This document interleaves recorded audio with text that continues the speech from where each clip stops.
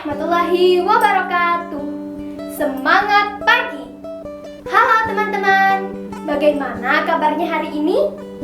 Perkenalkan, nama saya Kizia Laura Herlina dari SMP YPPSB. Hari ini Kizia akan membawakan sebuah cerita yang berjudul Asal Mula Anak Sungai Mahakam, Kisah Siluk dan Ayus. Cerita ini dikisahkan kembali oleh Henry Ardiawan Yudhistira dan diambil dari buku yang berjudul 366 Cerita Rakyat Nusantara, penerbit Adicita Karya Nusa Yogyakarta. Nah, penasaran dengan ceritanya? Yuk, simak dengan baik ya. Dahulu, di sekitar hulu Sungai Mahakam, terdapat sebuah pondok besar yang dihuni oleh 3 orang bersaudara. Saudara tertua mereka adalah seorang gadis bernama Siluk. Saudara kedua bernama Ayus, dan si bungsu bernama Ongo. Siluk dan Ayus memiliki tabiat dan keahliannya masing-masing. Siluk sangat gemar melakukan ritual adat suku Dayak yang disebut bebelian. Selain itu, ia juga melakukan berdewa atau memecah dewa untuk mencari kesaktian. Hampir setiap hari Siluk bersemedi hingga lupa makan dan minum. Sedangkan Ayus adalah remaja laki-laki yang sangat ceroboh dan suka mencampuri urusan orang lain, terutama kakaknya. Selain itu, ia juga memiliki badan yang sangat besar dan kuat. Pohon besar pun dapat dengan mudah ia cabut. Langkah kakinya juga sangat panjang, sehingga ia bisa berlari secepat angin. Wush, wush. Sedangkan Ongo karena masih kecil, kerjanya hanya bisa makan, tidur, makan, tidur, makan, tidur, makan, tidur. Suatu malam, Ayus dan Ongo tidak dapat tidur karena tilam dan bantal mereka basah semua. Malam itu, hujan turun dengan sangat lebat sehingga atap rumah mereka bocor. Sedangkan Siluk masih asyik bersemedi. Keesokan paginya, Ayus dan Ongo hendak pergi ke hutan mencari daun serdang untuk memperbaiki atap rumah mereka yang bocor. Sebelum pergi, mereka hendak meminta izin kepada kakaknya. Kak Siluk! Kak Siluk! Hari sudah siang. Aku dan Ongo ingin pergi ke hutan mencari daun serdang untuk memperbaiki atap rumah kita yang bocor. Nanti kakak ya yang memasak untuk makan siang. Ayus, kamu mengganggu kakak saja. Baiklah, nanti aku yang masak. Tapi ingat, jangan sesekali kalian membuka tutup periuk. Cukup tambahkan kayu bakar jika apinya telah kecil. Ingat itu, Ayus. Oke. Baiklah, kakakku yang cantik dan baik hati. Setelah kepergian Ayus dan Ongo, Siluk segera mengambil beberapa lembar daun padi dan meletakkannya ke dalam periuk yang berisi air mendidih. Setelah itu, ia melanjutkan semedinya dan berdoa agar daun padi berubah menjadi nasi.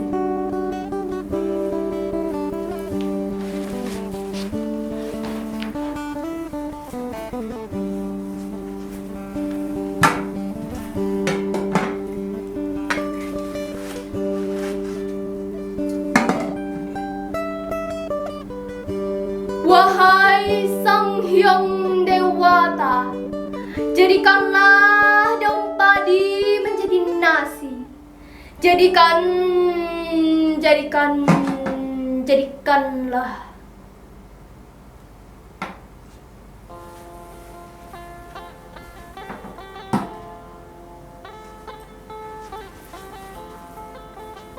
Ongo, bawa ke sini daun sedang itu. Biar kakak yang bawa.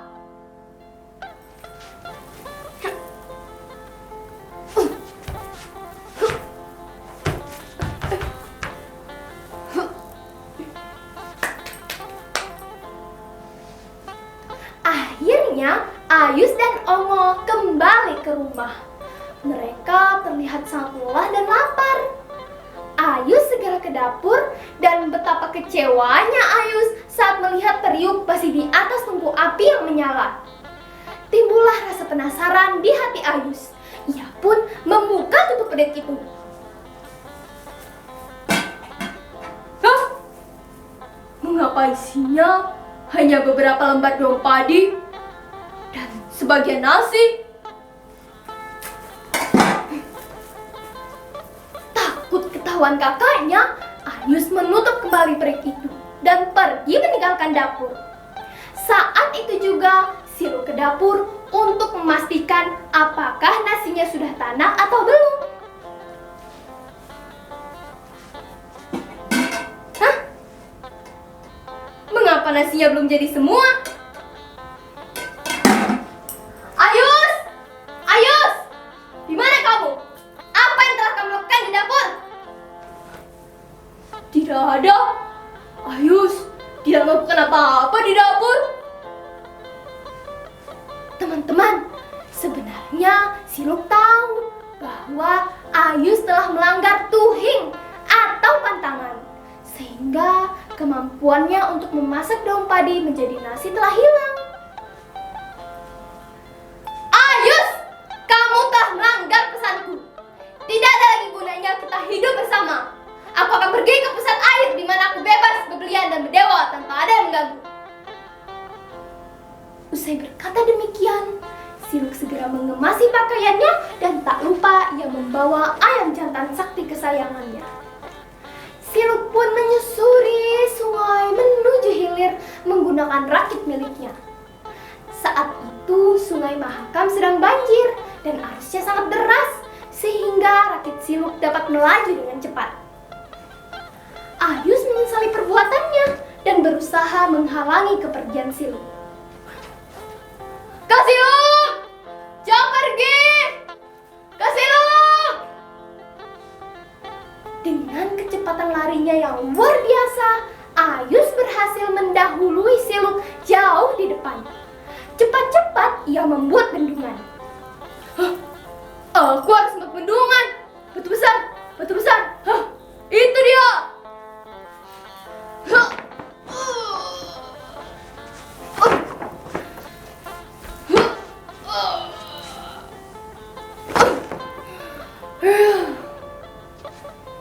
Tak lama kemudian, bendungan milik Ayus menjadi. Tampak dari kejauhan, rakit milik Siluk mulai mendekati bendungan milik Ayus. Siluk dan rakitnya pun mulai melambat, semakin melambat. Melihat jalannya terhalang, Siluk segera memerintahkan ayam jantan saktinya untuk berkokok. Berkokoklah ayamku, berkokoklah.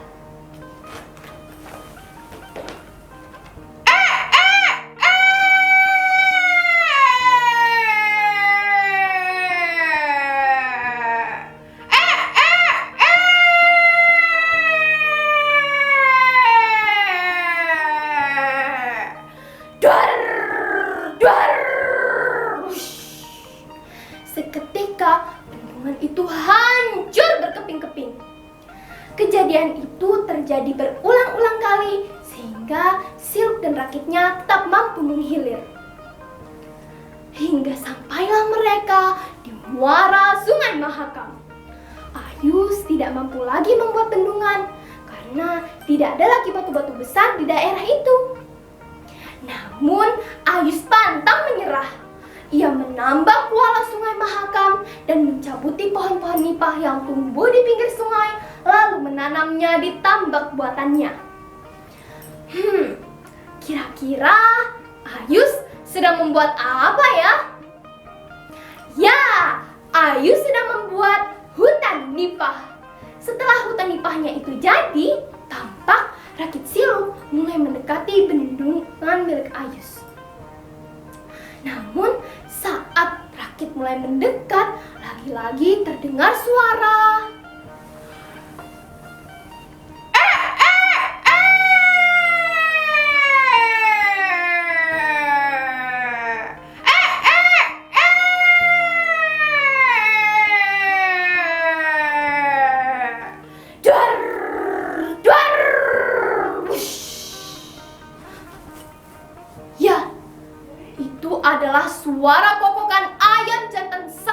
Siluk yang berhasil meluluh lantahkan hutan nipah milik Ayus. Siluk dan rakitnya pun dapat melanjutkan perjalanan. Sebelum pergi, ia berpesan kepada Ayus. Ayus, tolong jangan kamu halangi jalanku. Biarkan aku mendekatkan diri kepada Sang Hyang Dewata. Dari sanalah aku akan menjagamu dan Ongo. Usai berkata demikian, Siluk dan rakitnya tiba-tiba saja menghilang dan kembali muncul di pusat air. Melihat kejadian itu, Ayus terkejut dan sangat menyesali perbuatannya. Kak Siluk! Maafkan aku, Kak! Kak Siluk! Jangan pergi, Kak! Kak Siluk!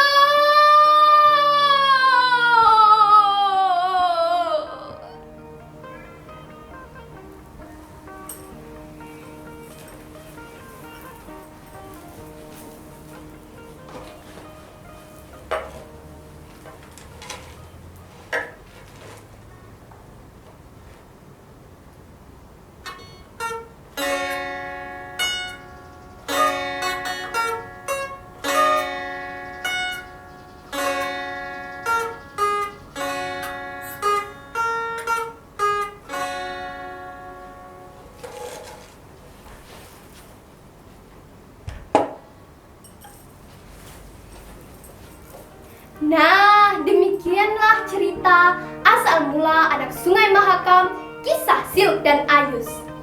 Menurut cerita, bendungan-bendungan yang hancur kini menjadi kehang atau jeram di daerah hulu Sungai Mahakam.